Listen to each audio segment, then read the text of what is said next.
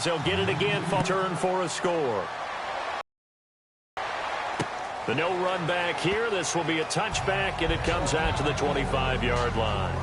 And out now comes...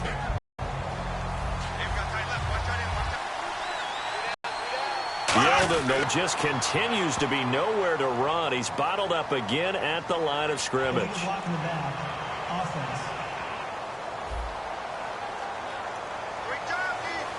Still first down.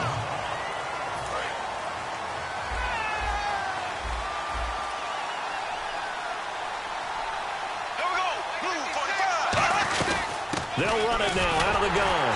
And his rough afternoon continues. He's going nowhere again. Only a yard on the pickup there, and it'll be second down. Well, they held him to a short gain on that one, and it almost felt like on that first run, just throw the jet just as they did on that last play.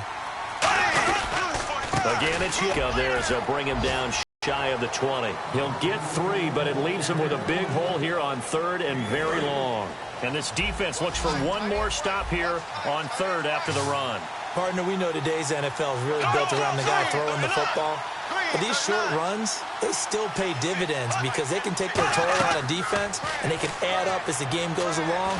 And he's going to be brought down. Back at his own 6-yard line. Barkevius Mingo able to drop it for a loss of 12, and it'll be fourth down. They were trying to set up that screen, trying to get that screen to formulate. Took too long. Ends up taking a sack, and that leads you to a couple of other questions. Number one, why don't you just get rid of the football near the screen guy so that you don't take an interception? But really the big one, they just took everything away, and he was really kind of flummoxed on that play and ended up taking the sack. Let's take it at around the 40. 12 yards on the return that time. And this offense takes over in great shape right at the 50. First and 10. And now out comes Houston. Looked like they had something going last drive. Then the interception happened. Will they recover? The memory they need to keep with them is that they did have something going. They were moving the ball on offense, had a nice sequence going. Don't worry about the other part. You can't get that back. Let's go back to what you were doing well before. I thought you were going to say they need to have no memory, but remember the good part, forget the bad. I like that even better. In my book, that's running the ball well, but with intelligence. How about him keeping the clock moving, staying in bounds? Yeah, even though it's the third quarter, you're thinking ahead, aren't you? This is where your running game can really help you with a lead in the second half. I agree totally. It's not just end-of-the-half situations that you worry about the clock. It's throughout the game. And with a lead, stay in bounds. Make them fight on. Back now here on EA Sports. It's the Texans in control of the football and leading this game as well as we start the fourth.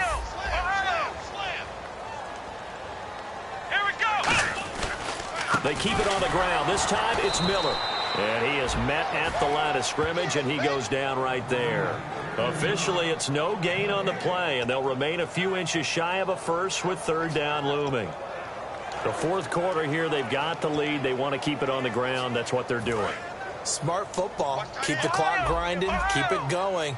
But you got to figure now, they're going to see more people stacked up at the line of scrimmage as they try and bleed it out. They'll be marked inches short. No gain on the play, and that's going to lead them to fourth down. And this defense continues to give them fits. They just can't get really anything going on the ground, can they? I love the theme that you just brought up. This defense has been tough all game long against the run. We just saw another example of it there.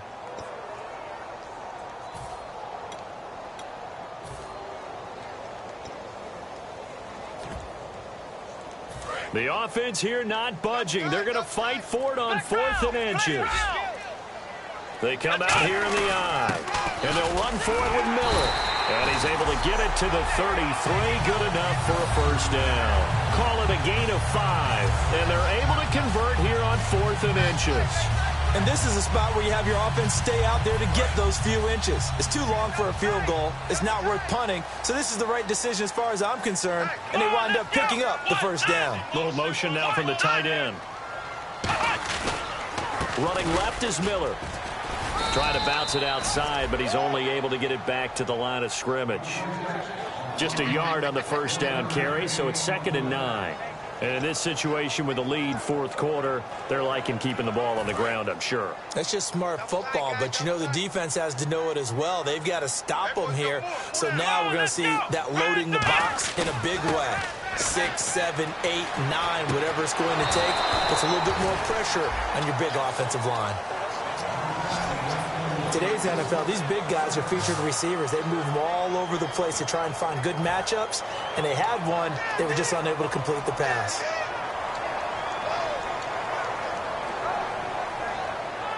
They got to get to the 23 here on third.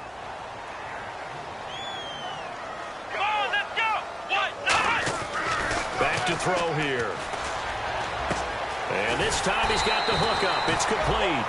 It goes for a gain of 10, and it's a first down. And that pickup of a first down, that's going to leave a mark because they really needed to stop them there, didn't they? Oh, so frustrating. Defensively, you're a play away from getting that football back here. Down late, tough. Now they've got to find a way to create a turnover or takeaway. Otherwise, this one will probably get away from them. To Shepard, complete over the middle. Illegal block in the back. Offense.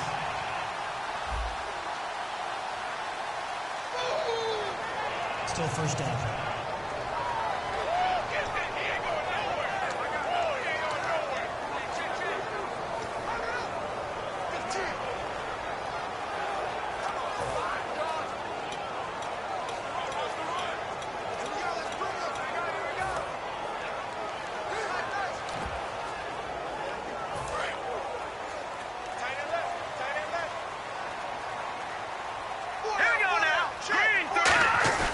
They go play action here on first down. And it pops free. The collision there jarred the ball loose and brings up second down. After all the preparation, all the practice, a play like that will absolutely break your heart. They had everything they wanted, just unable to complete it. In the end zone, a big-time drop. They'll stick with the passing game as he looks to throw. And this is Shepard on the catch. They'll wind up getting 10 back as that sets him up for third down. It's a nice completion, a little bit of run after catch as well to create the yardage that they got. But it is so tough to cover that route, the drag route, because they run it at varying speeds. Because the key is to create hesitancy on the defender's part. Always so empathetic for those DBs, aren't you? It's complete to Parker, left side. And he's got the first down as he gets it to the 8. It's an 8-yard pickup, and it leads to a first and goal. And looking to put this game on ice in the fourth quarter, but still not afraid to throw it as they show there. You want to play the game with confidence, and they have a guy who's in control right now. Their trigger guy, throwing it, they feel just as confident with him doing that as they would if they tried to run the ball and run the clock out. And the offense readies for play number 10 of this series. Time for a break. We'll come back and see this one out after this. So it's Texans football as we welcome you back. And let's see what they've come up with offensively after having time to talk it over. They'll set up a throw. And got his man. It's caught. Touchdown, Houston. Sterling Shepard, his first touchdown of the new season, and the Texans will add on to their lead. They were still throwing with a comfortable lead here late, and now that lead even more comfortable. And your first thought is there bad blood that went into this one ahead of time, that maybe they're seeking some revenge or they just don't like them? But the other thing that always hits me is, are they worried about playoff positioning? Right? Are they worried about, do you need enough points in case there's a tiebreaker that comes into play later?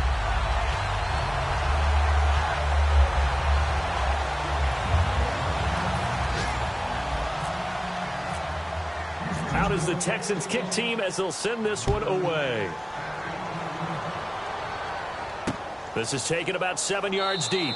And no run back here. This will be a touchback, and it comes out to the 25-yard line. Here comes the Jaguars offense as they get set to go again. They've lost this one. Their offense has struggled.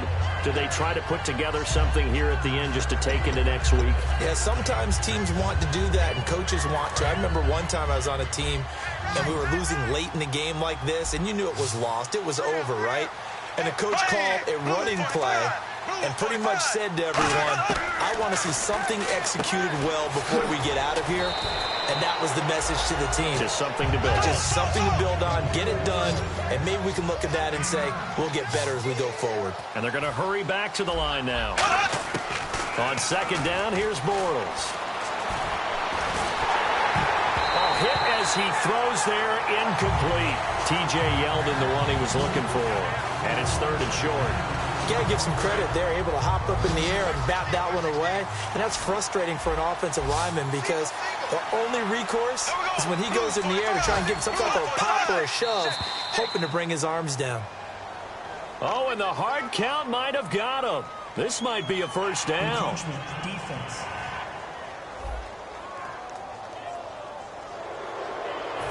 First down.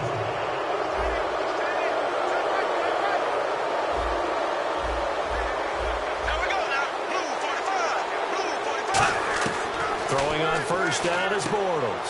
Firing quickly here, and that's complete. 5 yards on the pickup, and that'll make it second down. And the offense moving quickly to the line. Again, it's Bortles. Over the middle, the connection to Hearns. A really good pickup of 28 yards.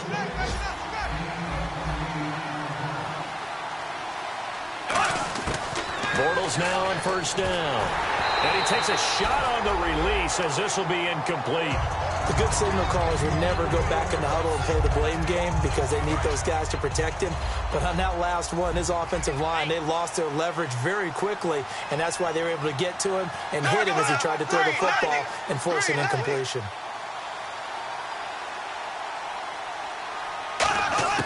Bortles will try again on second down. Under pressure, and down he goes. They sack him back at the 36. Jadeveon Clowney in there to drop him, and it'll be a loss of about 8.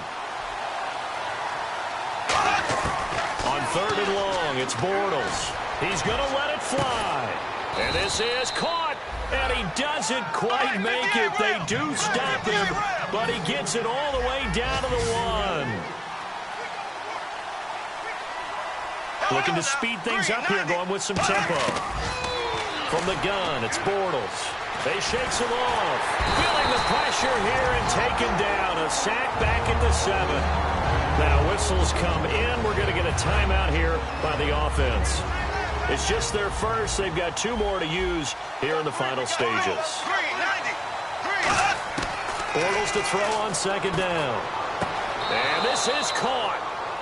For the moment, it's a touchdown, but multiple flags down, so let's sort this out. Personal foul, roughing the passer, defense. The penalty is declined.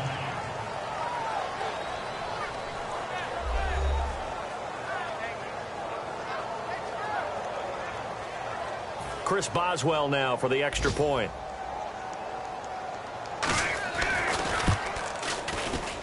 It's up and good, and the lead is down now at 11. It's 21-10.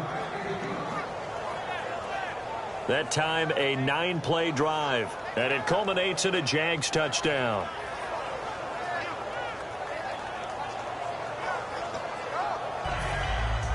The kickoff team on the field now as they will send this one away. This is taken at the 3. And he'll take it up past the 25 to the 26-yard line.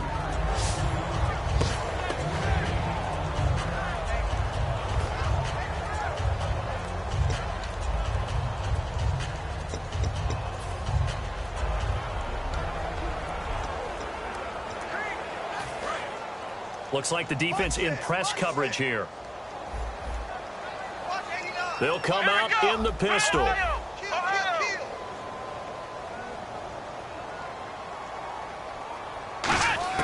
That one looks like he'll throw here. He's going to find his running back. It's complete. 20. Touchdown, Houston. Lamar Miller, his second touchdown on the season. And the Texans will extend their lead. So a little icing on the cake there before the clock hits all zeros. What a way to finish things off. Exactly what you want. Not much time and a touchdown to put things away. Now they'll line up to kick the extra point. And the lead is up to 18 now.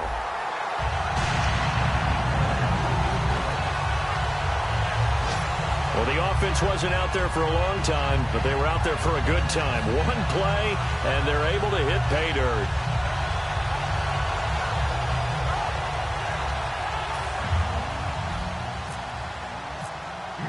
Out is the Texans kick team as they'll send this one away. This is taken about 7 yards deep. And no run back here. This will be a touchback, and it comes out to the 25-yard line.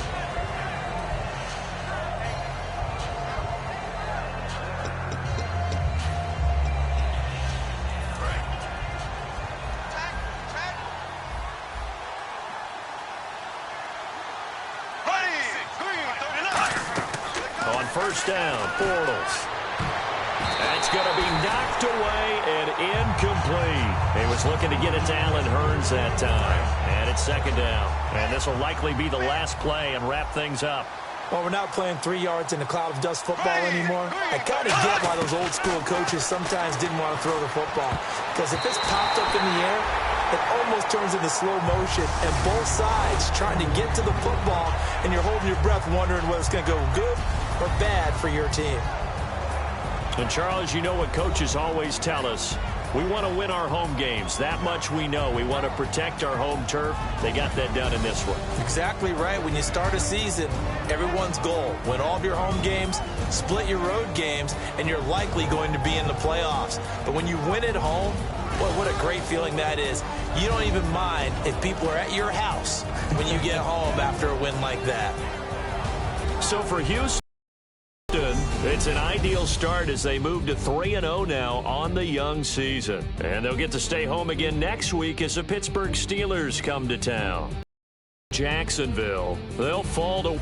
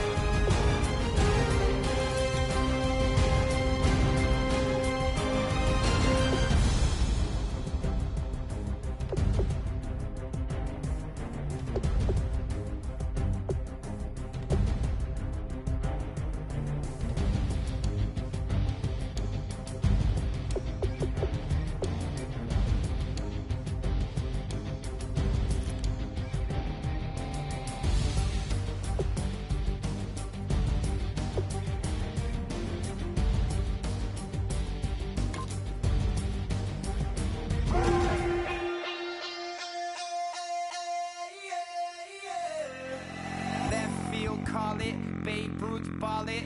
Your boyfriend's got a cauliflower and I'm so sue me. Who you, Judge Judy? Stacking the rubies. If life was a movie, then you could just call me the Goonies. You're not relevant, trolling on the internet, no respect. Moved out of your parents' basement.